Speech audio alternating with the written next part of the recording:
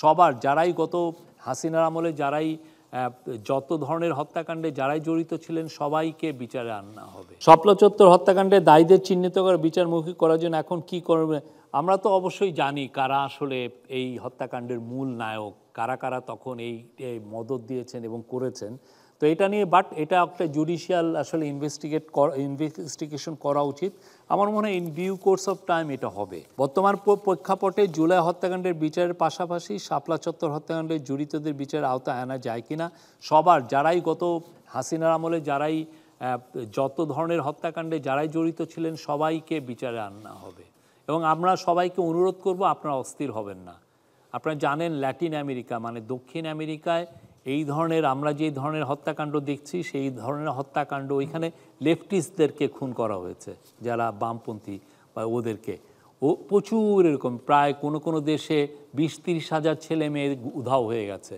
তো ওরাও কিন্তু এটা নিয়ে আন্দোলন করেছে প্রত্যেকটা দেশে, আর্জেন্টিনা, চিলে, তারপরে পেরু, এই পুরো দেশগুলোতে। তো ওরা যেটা করেছে যে আপনারা ওইখানে আপনি যদি হিস্ট্রিগুলো পড়েন দেখবেন যে অনেক দিন লেগেছে, 1-2 দিনের বিষয় না। অনেকে বলেন যে কালকে এটা আপনি যদি সুবিচার করতে হয় আপনাকে সময় দিতে হবে। আপনারা কথাটা জারি রাখবেন যাতে বিচারটা হয়, বিচারের জন্য প্রেশারটা সবসময় যেন বজায় থাকে। বাট সুবিচার যদি আপনি চান, যেটা ইন্টারন্যাশনালি অ্যাকসেপ্টেড, সবাই মেনে নেবে যে না এটা সুবিচার হয়েছে, সেটার জন্য সবাইকে টাইম দিতে হবে। এটা খুবই ইম্পর্টেন্ট। আমরা বললাম যে কালকে 3 মাসের মধ্যে আমি একজনকে বিচার করে ফেলবো, এটা আসলে মানে অনেকে বলেন যে না এই গভর্নমেন্টের সময় এটা করতে হবে। আমাদের সবার বলা উচিত যে আমরা ন্যায় বিচারটা চাই, ন্যায় বিচারটাই মেন এখানে। এবং অনেক ক্ষেত্রে এই ক্ষেত্রে বছরের পর বছর লেগে যেতে পারে, এটুকু আমার মনে হয় পুরো বাংলাদেশের সবারই এটা বোঝা উচিত। কিছু কিছু জিনিস একদিন ইচ্ছা করলেও দ্রুত করা সম্ভব না, ন্যায় বিচারটা অনেক দিন। আপনি ল্যাটিন আমেরিকায় দেখেন যারা আর্জেন্টিনার যে জেনারেলরা এই 30-40 হাজার 20-30 হাজার ছেলে মেয়েকে গুপ্ত হত্যা এবং গুমে জড়িত ছিল, তাদের বিচারটা অনেক অনেক বছর লেগে গেছে। পেরুতে এখন এই 20 বছর ধরে হচ্ছে। হ্যাঁ, তা আমাদেরও এটা ফোকাসটা যাতে থাকে এবং প্রেশারটা থাকে, এটা আমাদের দেশেও হবে, কেউ মুক্তি পাবে না, নিশ্চিত থাকেন। বাংলাদেশে এই যে একটা কিলিংয়ের একটা যে পলিটিক্স, সেটা আসলে পতিত স্বৈরাচার এই কিলিংটা এগুলো করে সে আসলে দেশে একটা ভয়ের একটা পরিবেশ তৈরি করেছে। দ্বিতীয় হচ্ছে যে সে চেয়েছে যে তার ক্ষমতাটা পাকাপোক্ত হোক এবং অ্যাট দ্য সেম টাইম সে ওয়ার অ্যান্ড টেররের সমস্ত বেনিফিটটা নিতে চেয়েছে। বাইরে দেখিয়েছে যে I am your good partner, তুমি আমাকে ক্ষমতায় রাখো, I will do that, I will make sure যে তোমার স্বার্থটা আমি এখানে রক্ষা করব।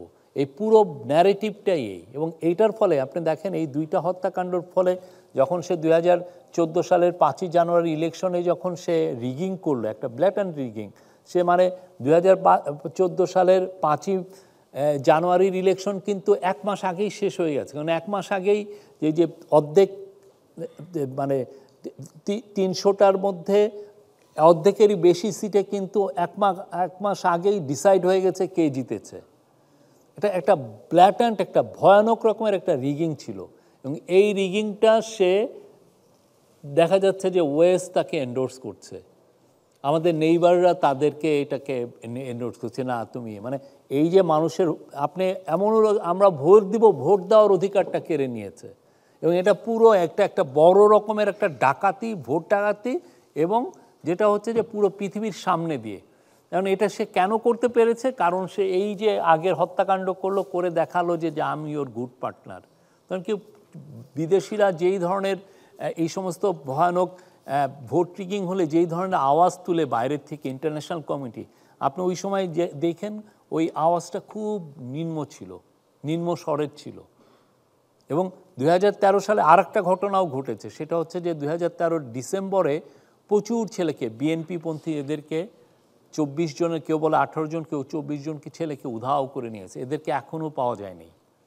মানে গুমের সবচেয়ে বাংলাদেশের ইতিহাসে একসাথে এতগুলো ছেলে গুম হয়নি। মানে পুরো 2013 সালটাই হচ্ছে ভয়াবহ একটা ইয়ার বাংলাদেশের জন্য। সাইদি সাহেবের, মৌলানা সাইদির ভার্ডিক্ট, তারপর হচ্ছে হেফাজত, হেফাজতে রাখি এপ্রিলেও একটা হত্যাকাণ্ড হয়েছে, এপ্রিল, তারপরে মে, এবং শেষে যায় যে ডিসেম্বরে যে গুম, পুরোটা 2013 জুড়ে, এবং সেটার কালমিনেশন হচ্ছে যে আপনার 2014 সালের 5ই জানুয়ারির একটা একপেশে পুরোপুরি আপনার অধিকার হরণকারী একটা ইলেকশন। এই ইলেকশনের ফলে তারা মোটামুটি, আপনি তারপরে রেটরিকটা দেখেন যে পুরোপুরি সে নিশ্চিত যে সে আগামী আরও 2041 সাল পর্যন্ত সে ক্ষমতায় আসবে, বিকজ সে তো বুঝে গিয়েছে যে কীভাবে সে ইন্টারন্যাশনাল যারা এই আওয়াজগুলো তুলবে তাদেরকে অ্যাপিস করতে হয়, তাদেরকে বুঝিয়ে দিতে হয়। এই পুরো তার কাছে আসলে বাংলাদেশের মানুষ কি ভাবছে, বাংলাদেশের জনগণ কি ভাবছে, বাংলাদেশের জনগণের কাছে সে কতটা পপুলার, এটা আসলে তার কাছে মিনিংলেস ছিল, পুরোপুরি একটা মিনিংলেস। এবং সে হত্যাযজ্ঞ করে দেখাচ্ছে যে না আমি খুবই এখানে একটা স্ট্যাবিলিটি আনতে পারি হত্যা করে, আমি এখানে একটা ভয়ের রাজত্ব এনে আমি এখানে একটা স্ট্যাবিলিটি আনতে পারি। তো এইটারই রিপিট তারা করতে গিয়েছিল ঠিক 2024 সালের এই জুলাই অগাস্টে। আপনি দেখেন ল্যাঙ্গুয়েজগুলো একই, প্রথম থেকেই সে বলছে যে যারা আন্দোলন করছে তারা ইসলামিস্ট, তারা জঙ্গি, তারা এই পুরোটাই হচ্ছে ওই সেই আগের ওয়ার অ্যান্ড টেররের ন্যারেটিভে ইন্টারন্যাশনাল গ্রুপগুলোকে, ইন্টারন্যাশনাল মানে ফরেন পাওয়ারগুলোকে বুঝ দেওয়া যে না আমরা এই জঙ্গিদেরকে মারছি এবং জঙ্গিদের মারাটা হচ্ছে বৈধ। পুরো একই ন্যারেটিভ, আপনি দেখেন একই ধরনের এই পুরোটা। এবং এখনও যে তারা যে মিথ্যা কথাগুলো বলছে ওই একই ন্যারেটিভ, এর বাইরে কিন্তু আওয়ামী লীগ বা শেখ হাসিনা বা আওয়ামী লীগের যারা দোসর তাদের ন্যারেটিভ একটাই, এর বাইরে কোনো ন্যারেটিভ নাই ওদের। পুরো 2009 থেকে 2024-25 এখন 25 ওদের কোনো সুর, কোনো ধরনের কোনো চেঞ্জ।